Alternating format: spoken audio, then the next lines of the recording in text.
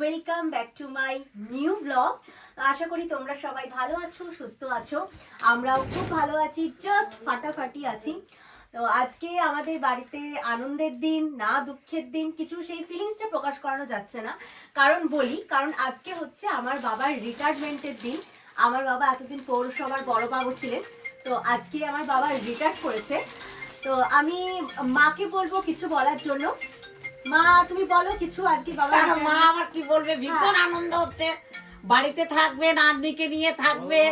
তার মেয়ে চাকরি করছে, তার ছেলে চাকরি করছে। অবশ্যই তোমাদের কাউকে জানানো হয়নি, আমি কালকেই আমার একটা কল এসছে। আমি এখন আইকিউভিয়াতে চাকরি পেয়েছি, আমি জানুয়ারিতে জয়েন করব। সৌভিকও ইন্টারভিউ দিচ্ছে, ওরও আশা করি জানুয়ারির মধ্যে হয়ে যাবে। তো আমরা দুজনেই শিফট করে যাচ্ছি কলকাতায়, বোলপুর ছেড়ে দেব, সেটারও একটা ভীষণ দুঃখ। আর আজকে তো বাবার রিটায়ারমেন্ট, আমার কিন্তু দুঃখই লাগছে, মোটেও আনন্দ লাগছে না। কাল থেকে বাবা অফিস যাবে না, মাদের সবার আনন্দ লাগছে, কিন্তু আমার একটু হলেও দুঃখ লাগছে। আর আমি বোলপুরও ছেড়ে দেবো, তার জন্য দুঃখ লাগছে। তো চলো শোনো মা কি বলে। তা ভীষণ আনন্দেরই দিন। 60 বছর যে সুস্থ হয়ে একটা মানুষ যে চাকরি করে আজকে রিটায়ার করে যে এত পুরস্কার নিয়ে এসছে, এবং পৌরসভা অফিস থেকে যে এত পুরস্কার দিয়েছে, পুরস্কৃত করেছে, এত যে ভালোবাসা, এটা আমরা গর্বিত। চাকরি তো সবাই করে, কারণ আমিও একদিন চাকরি থেকে অবসর নেবো। আমি ইউকো ব্যাংকে চাকরি করি, এখন আমার 6 বছর আছে। তা আমি তো তার পাশে আছি, দুঃখের কোনো কারণই নেই। তার ওরকম ছেলে পাশে, তার ওরকম মেয়ে পাশে, 3 জনাই চাকরি। তারপরে আবার জামাই আছে চাকরি।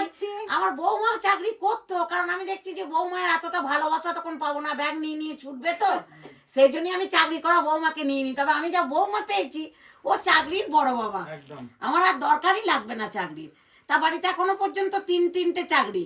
তা একজন যদি অবসর নেয়, তার দুঃখের কোনো কারণ নেই। তবু সে বহুদিন চাকরি করেছে, 9টা 40 খেয়েছে, 9টা 40-এ খেয়েছে, একটা ট্রেন ধরেছে, বিকেলে 5টা 5:30 একটা ট্রেন ধরেছে। তার মধ্যে ভীষণ আনন্দ, পৌরসভা অফিসের কত স্টাফ, কত ভালোবাসা, তাদের সাথে একসাথে কাজ, পিকনিকে যাওয়া, এই যে দিনগুলো। অবশ্য যদি রিলেশনটা থাকবে, যদি আবার যাতায়াত থাকবে, সবই থাকবে, সেরকমই থাকবে। তবে মধ্যেখানে আমরা ফাঁকিয়ে গেলাম। আমাদের আজ খুব ইচ্ছা ছিল যাওয়ার, কিন্তু যেতেই পেলাম না। আমরা তো বুঝতেই পারি নাই যে এরকম ভাবে ফেয়ারওয়েল হবে। ঠিক আছে চলো, এবার কি এত উপহার আমি দেখাই একটু একটু করে, তারপর বাবার কাছে লাস্টে শুনছি। বাবা আমার ব্লগে কথা বলে না, সবাই জানেন সেটা। বসো। এই যে, তবে একটা ব্লগ কিন্তু খুব ভাইরাল হয়েছিল, ঠিক আছে? বাবা যখন বলেছিল মনু তুই এত রান্না করেছিস, আবার বোলপুরে অনেকদিন আগে, প্রায় 1 বছর আগে একটা ব্লগে। ফার্স্টেই দেখাই বুকে থেকে, এই যে একটা এত সুন্দর গোলাপের, খুব সুন্দর দেখতে, এই একটা। তারপর এই যে এই একটা। আর গিফট তো থাকবেই, কিন্তু যেটা সব থেকে বড় গিফট সেটা এই যে মানপত্র, বাবার ছবি দেওয়া মানপত্র।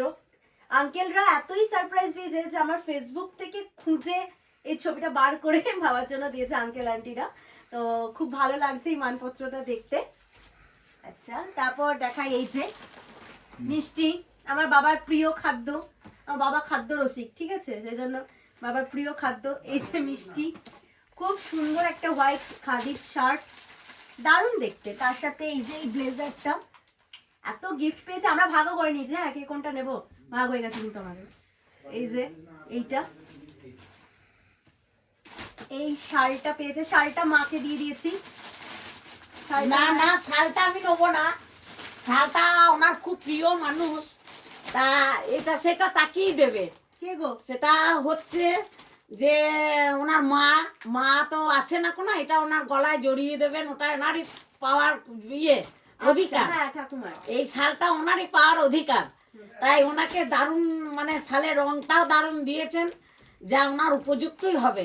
তাই এই শালটা যেদিন বাড়ি যাবে, এই শালটা তেনারই গলায় জড়িয়ে দেবে। এটা দারুণ গিফট। ঠিক আছে। আচ্ছা, এই যে জলের বোতল, এটা আমি নিয়ে নিয়েছি, ঠিক আছে? এটা কোনো কথা হবে না, আর কাউকে দেবো না। এই যে একটা টিফিন বক্স, এটা বলেছে বৌমনি নেবে, ঠিক আছে? যাই হোক। তারপর আসছে এই যে এত সুন্দর একটা পেন, এটা বাবার ছেলে নেবে বলেছে।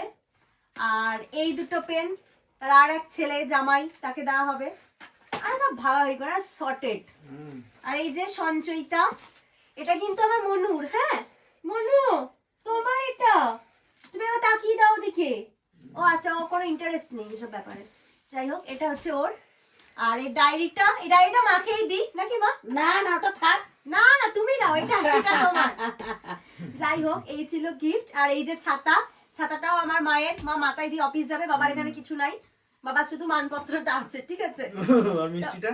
আর বাবা বলো তাহলে, তুমি কিছু বলো। পৌরসভায় আমি জয়েন করি 1981 সালের 1 অক্টোবর। আজকে অবসরের দিন 2024 সালের 31 ডিসেম্বর। দীর্ঘ 44 বছর পৌরসভার সঙ্গে ওতপ্রোতভাবে জড়িয়ে আছে, শ্বাস প্রশ্বাসে পৌরসভা জড়িয়ে আছে। তাই আজকে আমার বিদায় সম্বর্ধনা অনুষ্ঠান অফিস থেকে যেভাবে করেছে, আয়োজন করেছে, তার জন্য আমি খুব অভিভূত, আমি খুব আনন্দিত। সবাই খুব ভালোভাবে এই অনুষ্ঠানে অংশগ্রহণ করেছে এবং প্রত্যেকেই এই অনুষ্ঠানটা ভালোভাবে পালন করেছে। তার জন্য আমি সকলকেই আমি আমার আন্তরিক অভিনন্দন, শুভেচ্ছা জানাই। ঠিক আছে, তো চলো, আশা করি ব্লগটা তোমাদের ভালো লাগবে। যদি ভালো লেগে থাকে একটু কমেন্ট করে বা লাইক, সবাই দেখবেন কিন্তু। একদম সবাই দেখবেন, একটু লাইক কমেন্ট করে জানাবেন। আজকে বছরের শেষ দিন, আশা করি। আর এই যে ডায়েরি পেয়েছি, আজ থেকে লেখা শুরু করব। আজ 4 ডিসেম্বর পার করলেই আমার ছুটি। রেজলিউশন, তাই আজ থেকে আমি এখানে শুরু করব আমার কাহিনী।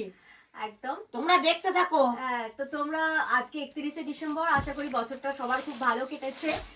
আর আজ কাল থেকে কাল 1 জানুয়ারি। হ্যাঁ, সবার আশা করি কালকে থেকে সুন্দরভাবে আরো আরো ভালো কাটবে। সারা বছরটা তোমাদের সব ভালো খুব কাটুক। ভালো কাটুক, আমরাও এনজয় করি। একদম, তোমরা দেখতে থাকো আমাদের ব্লগ। তো চলো আজকে এটুকুই। টাটা, শুভরাত্রি।